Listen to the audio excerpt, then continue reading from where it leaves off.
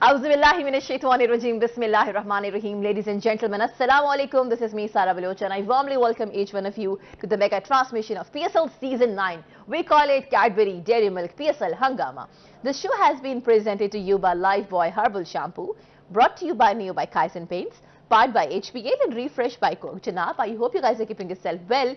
And all set to ace the evening and all set to ace the match today, Janab. It is going to be, inshallah, 24th number of PSL Season 9 match between Karachi Kings and Islamabad United. कल एक बहुत ही uncertain day था और समझ भी नहीं आया कैसे कराची किंग्स जीता, कैसे लाहौर करंदर जीता. Good, it was a good day for them.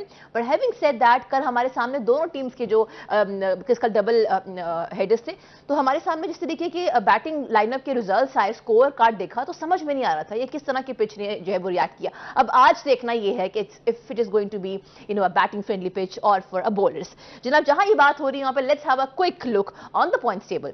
Multan Sultan जनाब 8 मैचेस खेले, 6 जीते 2 हारे with 12 points. And we have gotten quite a gladiators number 2 पे 7 मैचेस खेले, 4 जीते 2 हारे with 9 points. And then we have gotten Peshawar Zalmi जनाब 8 मैचेस खेले, 4 जीते 3 हारे with 9 points. And we have gotten Islamabad united 8 matches खेले, 3 जीते 4 हारे with 7 points. And we have gotten Karachi kings और नंबर 5 7 मैचेस खेले, 3 जीते 4 हारे और they have gotten 6 points. Then we have gotten Lahore Qalandar जनाब बॉटम ऑफ द टेबल है, लेकिन आज बहुत इंपॉर्टेंट है क्योंकि इस्लामाबाद का अगर हम नेट रन रेट देखें 0.163 and then Karachi Kings 0.184 minus 0.184. Karachi Kings को अपने आने वाले दोनों मैचेस जीतने हैं, आज का मैच भी जीतना है to qualify for the playoffs. और इस्लामाबाद चाहेगा कि वो अपनी जगह जो है ना बेहतर करें और बरकरार रखें. तो ये बहुत ही थ्रिलिंग मैच हो सकता है. In any case it's going to be a crucial match for both the teams. Having said that, बात करते हैं, गुफ्तगू करते हैं, वेलकम करते हैं हमारे शानदार पैनलिस्ट को. जी हाँ, I been joined by 2 former cricketers. एक तरफ हमारे साथ हैं फॉर्मर कैप्टन, वेलकम करते हैं सलीम मलिक साहब को. अस्सलाम वालेकुम. अस्सलाम वालेकुम. सारा कैसी हैं आप? आई एम वेल जनाब, यू लुक वेरी गुड. अच्छा, थैंक यू. बहुत अच्छी कॉम्बिनेशन है माशाल्लाह से, अल्लाह आपको सलामत रखे. And then we have gotten our former pacer जनाब, वेलकम करते हैं अब्दुल रऊफ साहब को. अस्सलाम वालेकुम. वालेकुम सलाम. हमें मौका नहीं दिया, हम भी आपकी तारीफ करने लगे. थैंक यू जी, जज़ाकल्लाह. वैसे मैंने देखा है कि ये कुछ है हमारे सेट में. I think we have gotten a good test.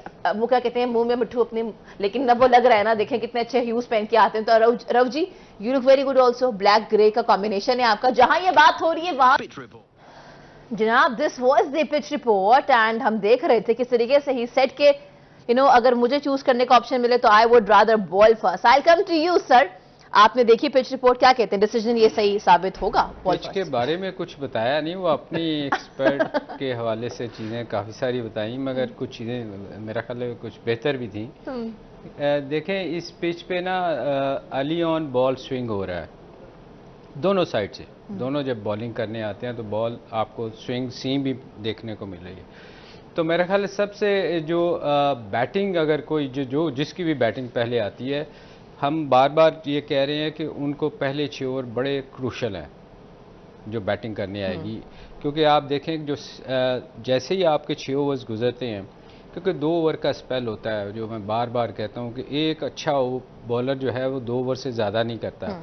अगर उसमें आपको वो नज़र आता है कि बॉल सीम स्विंग कर रहा है तो आपको वो 4 ओवर निकालने पड़ेंगे, बेशक स्कोर ना हो. मगर आप देखें कल आखिरी ओवर तक मैच चला गया था इतने आउट होने के बावजूद. इसका मतलब ये है कि जैसे ही बॉल थोड़ा सा पुराना होता है तो आपके बैट पे बॉल आती है और आपको उस टाइम से फ़ायदा उठाना चाहिए. वो फ़ायदा कब उठाएंगे आप? जब कि विकेट्स इन हैंड होंगी. अगर अर्ली ऑन आप विकेट्स थ्रो कर देंगे तो फिर आप स्ट्रगल ही करेंगे, फिर 150 तक आप मुश्किल से पहुंचेंगे. मेरा ख्याल है कि अगर जिस टीम ने भी पहले बारी आती है उसको थोड़ा सा पहले ओवर में संभल के खेलना पड़ेगा. वो अगर उन्होंने बड़ा स्कोर करना है, 170 प्लस करना है, तो मेरा ख्याल है कि 4-5 ओवर जो शुरू के 6 ओवर अगर 3 फास्ट बॉलर करते हैं, देखिए उसके बाद सॉफ्ट टारगेट मैं हमेशा कहता हूँ आते हैं, लोकल बॉलर्स जब आते हैं तो आपको वो मौका देते हैं कि आप स्कोर कर सकें, क्योंकि वो उनकी इतनी अच्छी लाइन नहीं होती और विकेट बॉल पुराना हो चुका होता है, बैट पे आ रहा होता है. तो मेरे ख्याल में पहले 6 ओवर्स बड़े वाइटल हैं इस गेम में. जहां हम ये बात कर रहे हैं वहां पे बॉलिंग एक्सपर्ट इस साहब मुझे बताइएगा कि एक तरफ जनाब कराची किंग्स की बॉलिंग है, कल हमने देखा शानदार बॉलिंग थी जनाब हसन अली ने 4 विकेटें अपने नाम की, और दूसरी जाने भी गॉटन इस्लामाबाद की bowling unit, you know the Shah brothers. तो आज आपको क्या लगता है कि considering this pitch who is it going to favour? अच्छा, पहले मैं बात करूँ हाँ। थोड़ी सी पिच की। मेरा ख्याल है कि ये इन्होंने बड़ा एक अच्छा तरीका निकाला है। जब आपसे पिच रीड ना हो रही हो ना तो ये डोमेनिक कार को भेज दे, तो वो ऊपर से बातें उसने सारी वो बातें बताई हैं जिसका पिच के साथ कोई ताल्लुक वास्ता ही नहीं है। यानी कि आप यार्कर मारे, यार्कर आप करेंगे तो वो पिच पे बॉल पिच ही नहीं होगा, वो सीधा यार्कर नहीं कर सकते, यार्कर टॉप पे लगेगा। या आप शॉर्ट ऑफ लेंथ बॉल करेंगे तो उसका भी पिच के साथ कोई लेना देना नहीं है, वो आधी पिच से पिच ही आप पिच करेंगे। ठीक है, अब इनसे पिच रेड नहीं हो रही, क्योंकि कल इन्होंने पहले मैच में कहा था जी कि स्पिन बॉलर को हाई स्कोरिंग मैच होगा, 118 पे आउट होगी कोयटा की टीम। उसके बाद इन्होंने कहा था सेकंड में कि थोड़ा सा स्पिनर्स को मदद करेगी, तो नसीम शाह इस्लामाबाद से, और उसने डोमिनेट किया, क्या उसका नाम है, जमान खान ने लाहौर की जानिब से, उन्होंने किसी इन्होंने किसी बैट्समैन को खेलने ही नहीं दिया। आज उन्होंने पिच की बात ही नहीं की, उन्होंने टोटल ये नहीं बताया कि हाई स्कोरिंग है या लो स्कोरिंग है। अब इस पे होगा क्या, इस पे अब थोड़ा थोड़ा ड्राई होता जा रहा पिच, क्योंकि धूप वगैरह लग रही है, क्योंकि पिंडी सराउंडेड बाई हिल्स है चारों तरफ से ना, मरी है, इस्लामाबाद है, पहाड़ है, तो उस पर डंपनेस वगैरह सर्दियों में आई जाती है। ऊपर से 3-4 दिन बारिश होती रही है, तो इनसे पिच रेड नहीं हो रही, क्योंकि ऊपर से बिल्कुल सफेद नजर आता है, नीचे डंपनेस होती है, मॉइस्चर होता है, जो कि जो सीमर्स होते हैं उनको एक्स्ट्रा वहाँ पे सपोर्ट मिल जाती है। अब इवन सेकंड इनिंग में जब रोल होता है ना, वो बहुत ज्यादा वो और ऊपर आ जाता है मॉइस्चर, उससे और ज्यादा सपोर्ट मिलना शुरू हो जाती है। मे भी आज क्योंकि थोड़ा सा बेहतर होगा, क्योंकि 2-3 दिन से बारिश शायद नहीं हो रही वहाँ पे, तो ड्राई हुआ होगा, तो उसमें ये होगा कि आज जो स्पिनर्स होंगे ना, अगर स्पिनर थोड़ा सा फ्लाइट से बॉल करेंगे तो उनको हेल्प मिलना शुरू हो जाएगी। तो जो भी टीम, मेरा ख्याल है कि टॉस जीतेगी, पहले बैटिंग की कोशिश करेगी, पहले बैटिंग की कोशिश करेगी। Will have a detailed discussion, keep watching PSL हंगामा।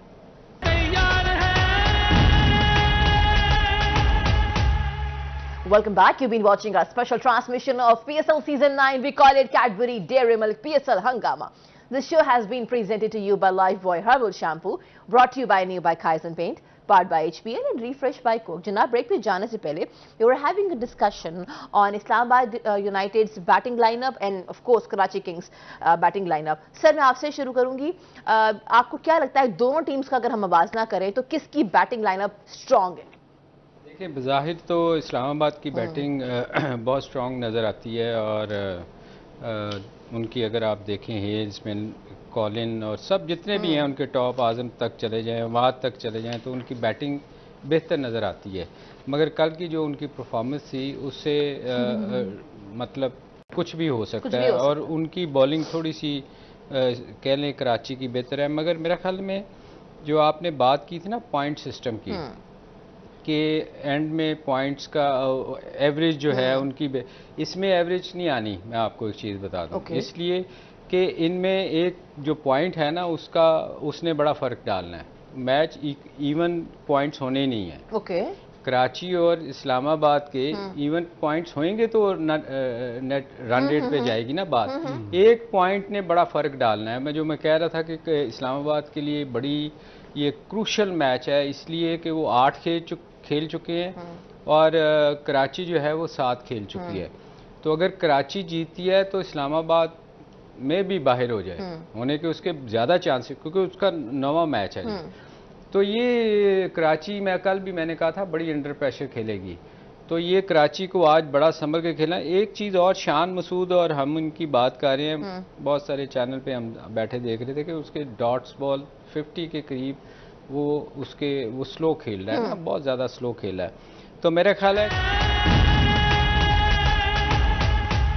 जनाब, welcome back. You been watching this toss, और जल्दी से कहा शादाब ने कि we are going to bowl first. अच्छा, जहां ये बात हो रही है वहां पे देयर आर फ्यू चेंजेस, या 3 चेंजेस इन इस्लामाबाद स्क्वाड।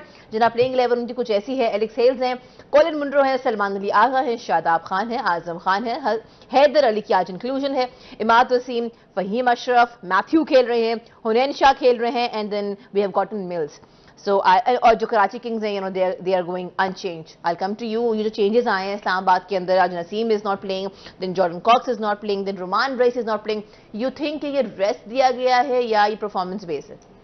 देखिए, मेरा ख्याल है कि नसीम शाह को मे भी रेस्ट दिया गया, क्योंकि जितने भी मैचेस हैं अभी तक सारे मैचेस खेला, 7 मैचेस उनके हो चुके हैं, तो उसका रेस्ट बनता था, तो उसको रेस्ट दिया। तो बाकी आप कह सकते हैं कि शायद रुमान रईस को रेस्ट दिया हो, मिल्स को लाए हैं। तो क्योंकि लास्ट मैच में दोनों ने बड़ी अच्छी बॉलिंग की थी, और जो मुल्तान इसके करीब गए थे लाहौर कलंदर के ये मैच, उसमें रुमान ने बहुत अच्छी बॉलिंग की है, इसने नसीम शाह ने बहुत अच्छी बॉलिंग की है। मगर एक चीज़ मुझे समझ नहीं आ रही कि 2 मैचेस अभी तक यहाँ पर बल्कि 3 हो चुके हैं, उसमें जो टीम पहले बैटिंग करती है वही मैच जीती है। कल लाहौर भी पहले बैटिंग करके मैच जीत गया, उससे पहले इस्लामाबाद ने मैच जीता मुल्तान सुल्तान के खिलाफ, वो भी टारगेट चेज नहीं कर सके।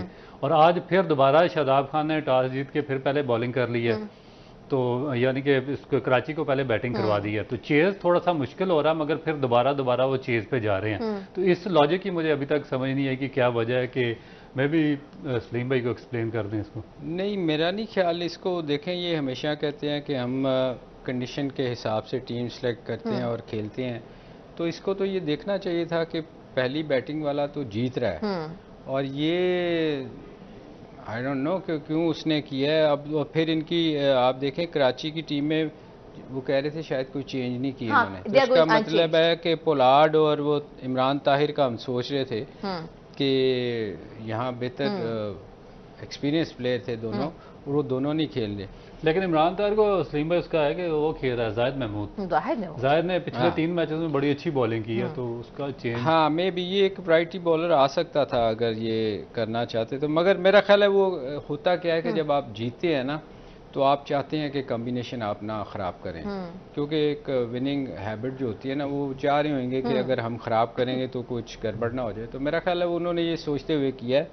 मगर इस्लामाबाद की, जैसे रऊफ ने कहा कि पहली बैटिंग क्यों नहीं कर रहे, क्योंकि 2 मैचेस जो भी आखिर सेकंड इनिंग खेल रही है वो चेज नहीं हो रहा उससे, तो ये एक स्ट्रेंज किस्म का डिसीजन है। सर मेरा ख्याल है कि वो जो पिच रिपोर्ट जब बता रहे थे, तो उनकी बात को उन्होंने सीरियसली ले लिया है कि अगर मैं यहाँ खेलता तो मैं बॉल फर्स्ट करता। May be he has listened to the pitch report. Anyways, will have a discussion on it. Keep watching PSL हंगामा। In fact you can send us your messages, आपका नाम लेके आपका मैसेज शामिल किया जाएगा। Keep watching.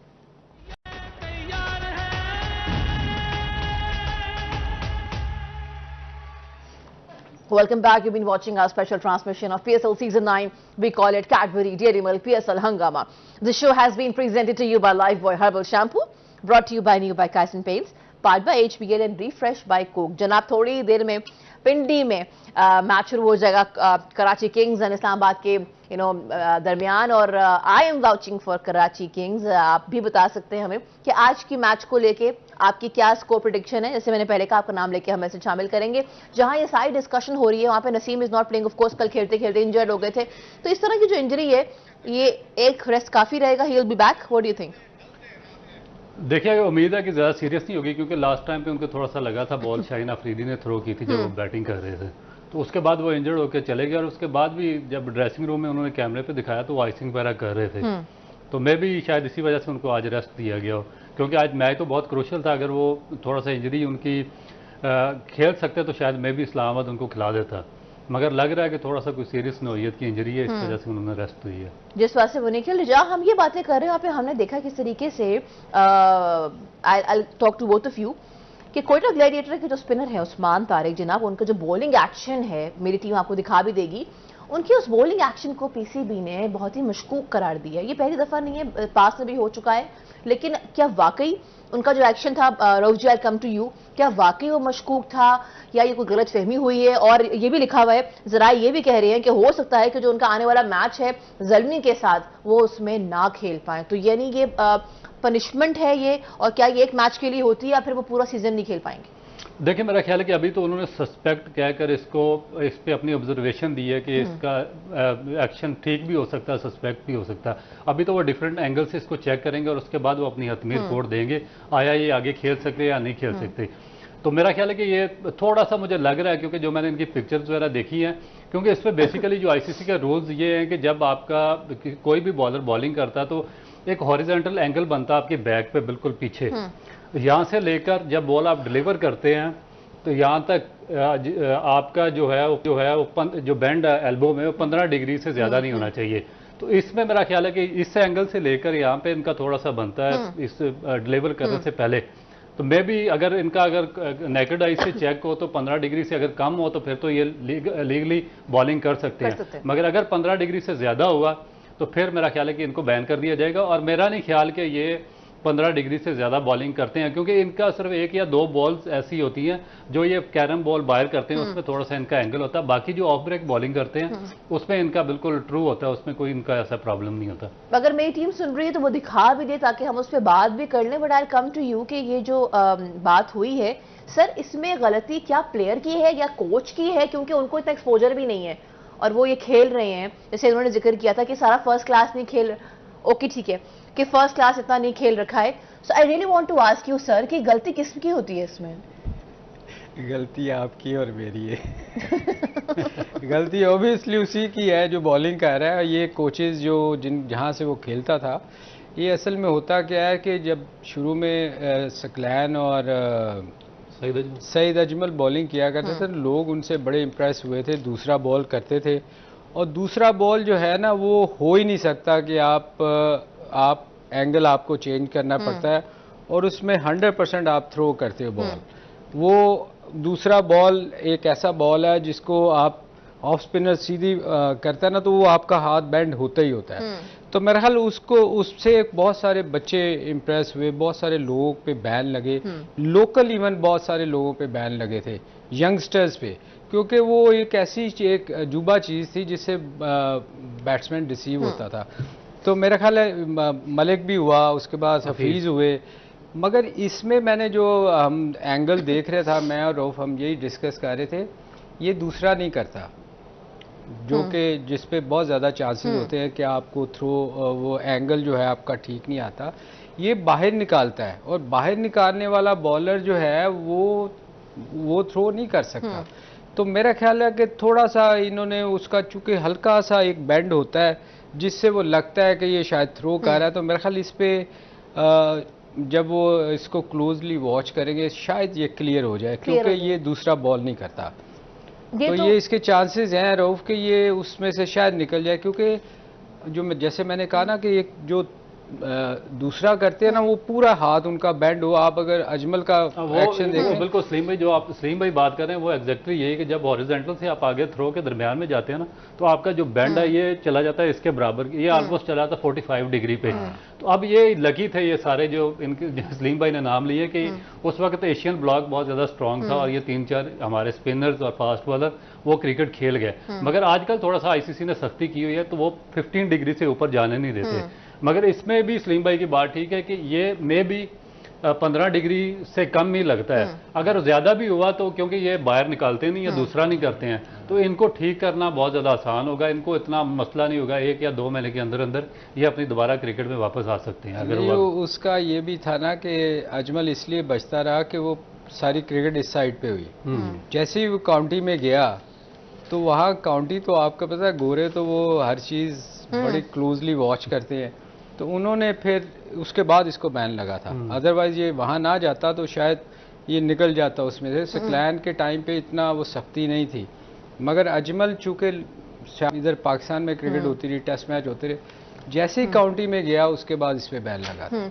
तो ये मुझे नहीं लगता कि इसका इतना ज्यादा नहीं होगा। अच्छा, जहां ये बात हो रही है, we have to wrap up the show, लेकिन I want to talk about the skipper. जी हम आई थिंक आज जब बल्लेबाजी करेंगे, शान मसूद आएंगे, तो एटलीस्ट आज उनको जिम्मेदारी का मुजाहरा करना चाहिए, अगर तो वो ओपनिंग में आ रहे हैं, क्योंकि सर उनकी एवरेज देखें ना 7.71 है, कुछ हो ही नहीं रहा उनसे। अगर जिम्मेदारी का जैसे आपने कहा उनको रिस्पॉन्सिबिलिटी अगर लेनी चाहिए, तो मेरा ख्याल उनको आज ओपन करनी नहीं चाहिए थी। दो अच्छे गोरे जो हैं उनसे ओपन करवाना चाहिए।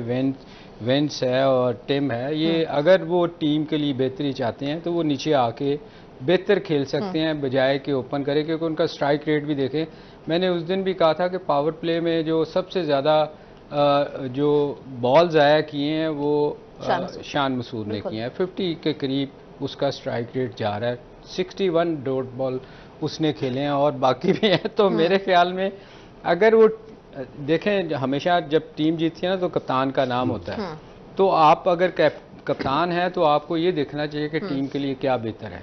तो मेरा ख्याल अगर वो नीचे 1 डाउन खेले तो ज़्यादा बेहतर है बजाय ओपन करने के। थोड़ा टाइम है, 1 सेकंड टाइम है नहीं, बस 1 सेकंड। मेरा ख्याल है थोड़ा सा सेक्रीफाइस एज ए कैप्टन उनको करना चाहिए, क्योंकि टिम सेफर्ट और उसके बाद विंस को ओपन करनी चाहिए और डुप्लाई को 1 डाउन आना चाहिए। और नीचे शान मसूद अगर रेस्ट कर लें तो मेरा ख्याल है कि उनकी टीम के लिए बहुत बेहतर होगा। ये बड़ी बात कर दी है जनाब। On this note I have to take a break.